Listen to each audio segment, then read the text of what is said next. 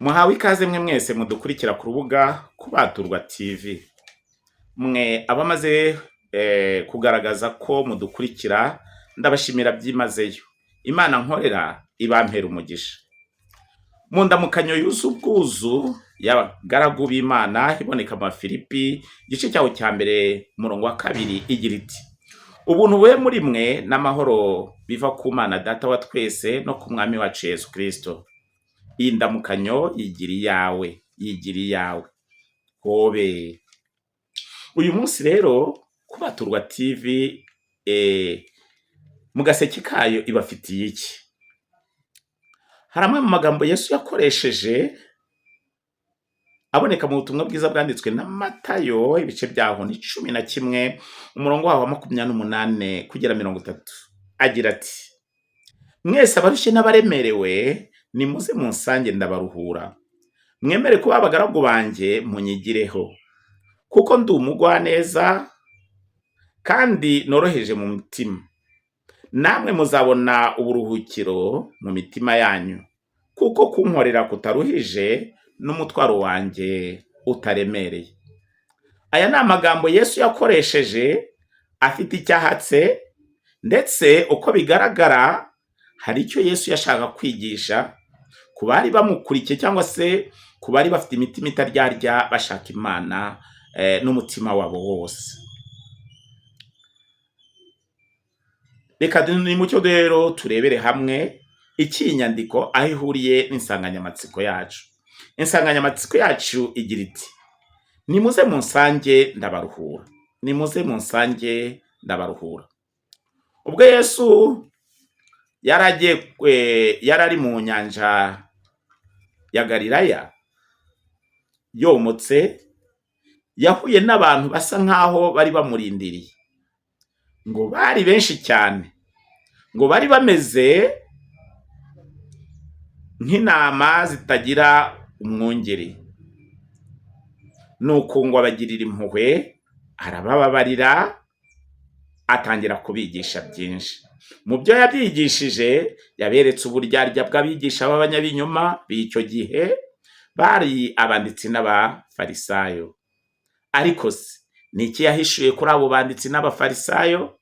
Ese hari aho bihurira muri iyi si ya none?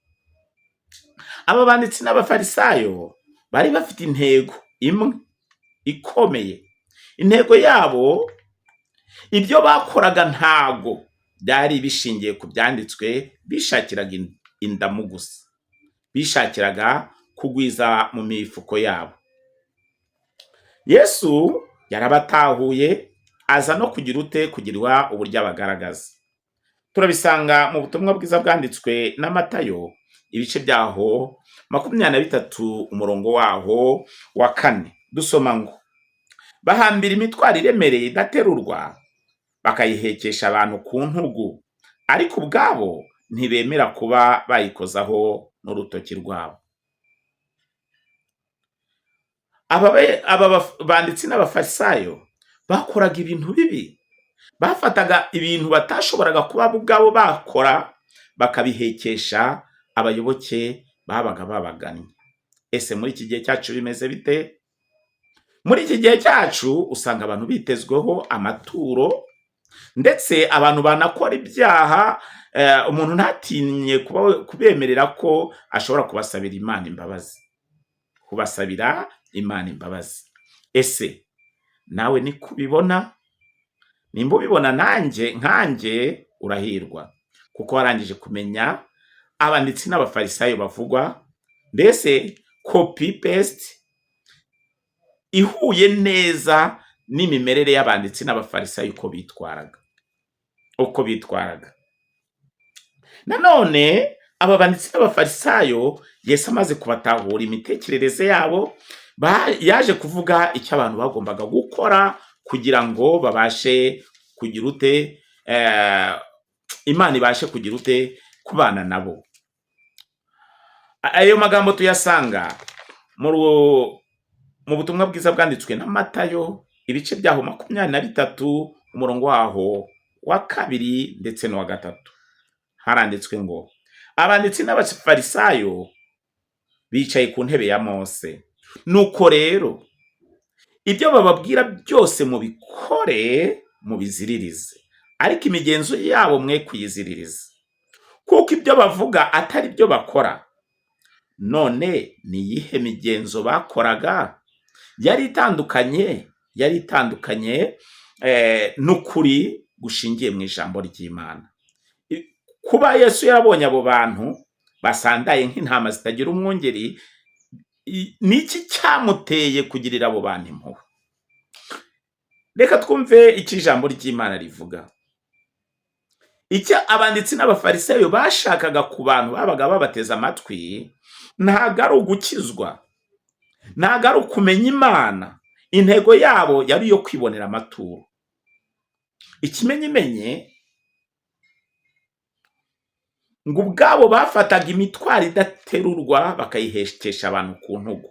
Hari uburyo Abisirayeli ubwo batari bari babona ibijyaniranye na transport, bafataga ibintu bimeze nk'igiti bakarundaho ibintu biremereye bakabishyira ku bitugu kugira ngo bibashe kuborohereza kugeza umutwaro runaka bawugeza aho bajya. Byaravunanaga cyane.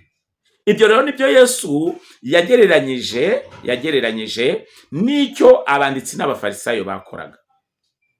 Nanone aba banditsi n'abafarisayo bashoboraga gukora ibishoboka byose kugira ngo bireherezeho abayoboke cyangwa se abantu, babashukisha amagambo y'ubuhenda abana ko bazagirirwa neza n'Imana. Niyo mpamvu Imana ubwayo ikimara kubona ibyo bintu yabashije guhishurira umuhanuzi bita Yesaya uburyo yabonaga abantu bayishushanyaho biturutse ku myigishirize ipfuye. Nimucyo turebere hamwe amagambo Yesaya yavuze ahumekewe n'umwuka w'Imana, ayobowe n'umwuka w'Imana. Turayasanga muri Yesaya igice cyaho cya mbere umurongo waho wa 12 kugera 15. Yagize ati: iyo muza kunshenyera ninde bababwiye ko muza kundibatira urugo? Ntimukongere kuntura amaturo atagira umumaro. Imibavu ni ikizira kuri nge, imboneko z'amezi n'amasabato mwategetswe umutima wanjye urabyanga. Ndarambiwe ndushe kubyihanganira. Nimuntege ibiganza nzabima amaso, ndetse nimusenga amasengesho menshi sinzayumva. Ibi bintu byose byapfiraga he? Byapfiraga ku nyigisho zitajyaniranye no kugira ute no kwihana. Inyigisho zitajyaniranye no kwihana. Kuko Yesu ari hano ku isi yibukije abantu intego mpamo y'Imana yari yagize ute misiyo yari yamuzanye. Nimucyo twumve amagambo Yesu yavuze ari hano ku isi. Yibukije abantu kwihana. Nimucyo turebere hamwe mu butumwa bwiza bwanditswe na Matayo ibice byaho 3 umurongo waho wa 2. Yagize ati: mwihane kuko ubwami bwo mu ijuru buri hafi. Birashoboka ko abayobozi b'amadini batafashaga babaga bafite imitima itaryarya, ahubwo icyo babashakagaho cyari amaturo gusa, aho gufasha iyo mitima kugira ute kubaturwa. Niyo mpamvu Yesu yavuze mu butumwa bwiza bwanditswe na Yohana ngo namwe muzamenya ukuri kandi ukuri niko kuzababatura. Ese uri kwiyumvisha iyihe mimere cyangwa se mimerere ki Yesu yamuteye kubwira abantu ngo nimuze musange ndabaruhura? Bari bafite abayobozi b'amadini batari bitaye ku mitekerereze y'abantu, nicyo bari bagamije kugira ngo bagirane ubumwe n'Imana. Nyuma yaho bo bakita ku maturo gusa, aho kwita ku mitima itaryarya bagamije kugandukira Imana. Ese ubuzima bwawe nawe niko bibona? Bitekerezeho utibereye. Gusa mu magambo ye ubwo Yesu rero yagaragazaga uburyo abanditsi n'abafarisayo bicaye ku ntebe ya Mose, ngo nuko ibyo bigisha mubiziririze cyangwa se mubyubahe, ariko ibyo bakora ntimubigire ute, ntimubyigane, kuko ibyo bavuga atari ibyo bakora. Ni amagambo aboneka mu butumwa bwiza bwanditswe na Matayo, ibice byaho 23 umurongo wa 2 ndetse no wa 3. Ese aba banditsi n'abafarisayo ni hehe bagiriraga intege nke?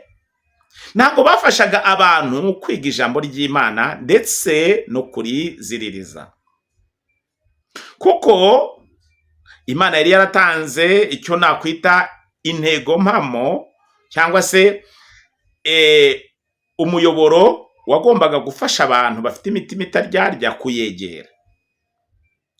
Nureba amagambo aboneka mu gutegeka kwa 2 ibice 6 umurongo waho wa 6 kugera ku 9, hatubwira ngo amategeko ngutegeka uyu munsi ahore ku mutima wawe, ngo ujye uyigisha abana bawe uko babyutse nuko baryamye, uyashyire ku nkomanyirizo y'inzu yawe, akubere ikimenyetso, akubere ikimenyetso.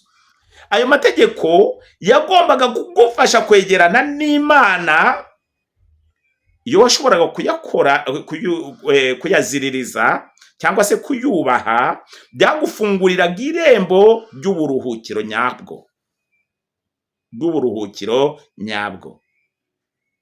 Ni nayo mpamvu na Yesu bwe ari hano ku isi yibukije abantu amagambo ye aboneka mu butumwa bwiza bwanditswe na Matayo, ibice byaho 23, murambabarira, Matayo ibice 11 umurongo wa 28 kugera 30. Yagize ati, mwese abarushye n'abaremerewe nimuze munsange ndabaruhura,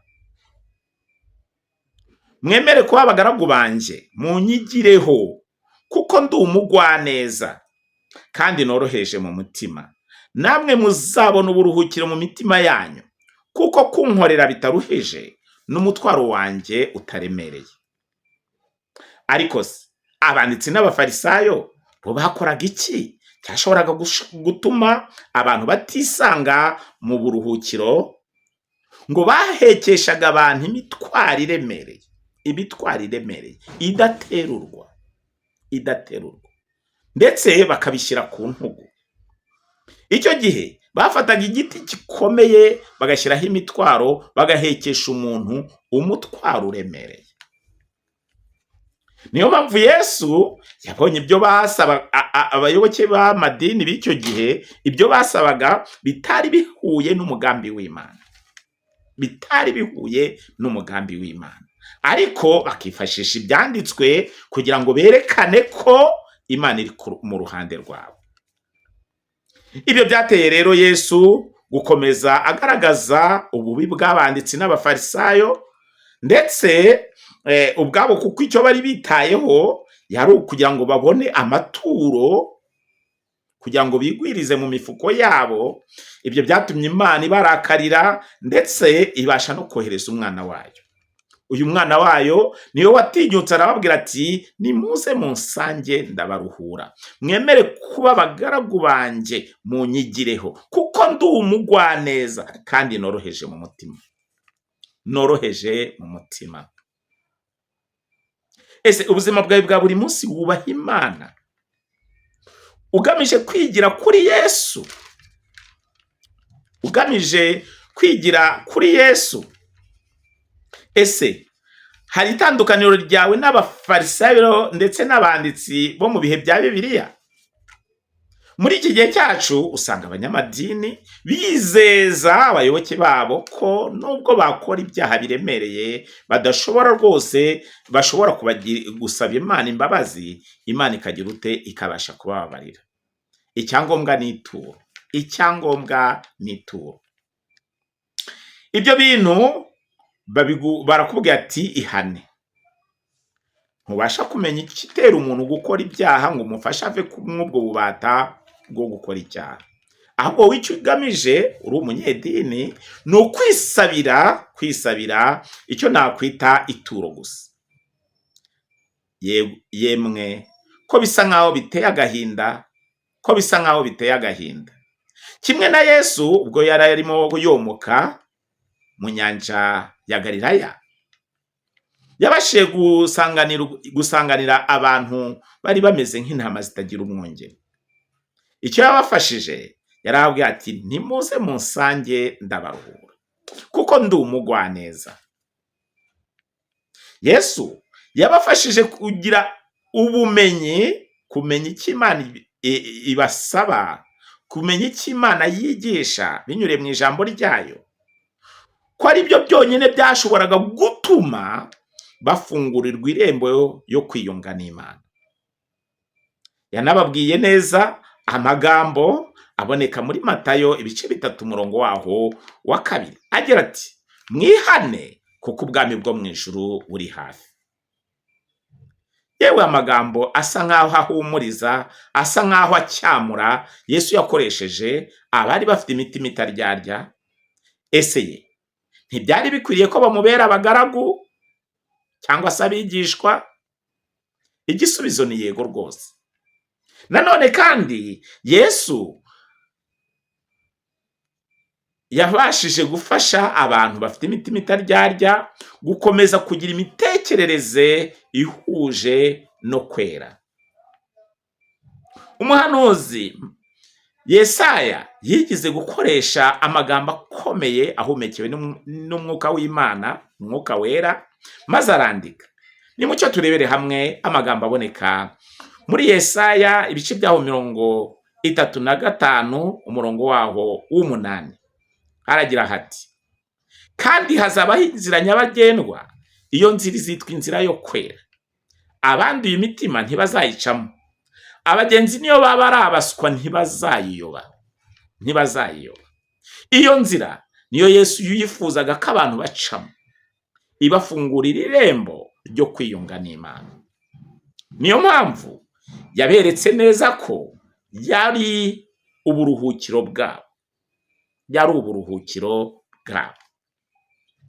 Bite muri iki gihe uburyo ki ese twasanisha dute ibyariho kera n'iby'ubu, aho kugira ngo abantu bafashwe gutinya icyaha, ahubwo abayobozi b'amadini bizeza abayoboke babo ko nubwo bakora ibyaha Yesu yagize ute yishyuye. Yesu yishyuye. Ese uko ni ukuri? Nimucyo turebere hamwe amagambo aboneka mu gitabo cy'Abaheburayo igice cyaho cya 10 umurongo waho wa 26 ndetse na 27. Reka twumve icyo Pawulo yabwiye Abaheburayo, icyo bagombaga gukora kugira ngo bagirane n'Imana imishyikirano.